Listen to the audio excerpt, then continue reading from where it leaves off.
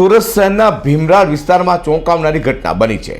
અહીંની એક બાંધકામ સાઇટ પર ડમ્પર ચાલક પર માટી ધસી પડતા તેનું મોત થવા પામ્યું છે। ભીમરાડ રોડ નજીકના નવનિર્મિત સ્વાગત કલિસ્ટા કોમ્પ્લેક્સની સાઇટ ઉપર બેઝમેન્ટ માટે ખોદકામ ચાલી રહ્યું હતું। તે દરમિયાન માટી અચાનક ધસી પડતા ડમ્પર ચાલક દબાઈને મોતને ભેટ્યું કરુણ ઘટના સામે આવી છે।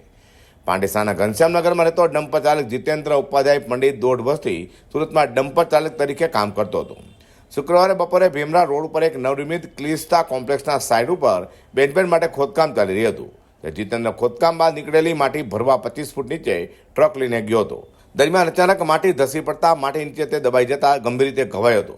પરિવારે જણાવ્યું હતું કે ઇજાગ્રસ્ત હાલતમાં જીતેન્દ્રને નજીકની હોસ્પિટલમાં લઈ જવાતા તેને મૃત જાહેર કર્યો છે। તેના પરિવારમાં 3 સંતાન, પત્ની અને માતા પિતા છે।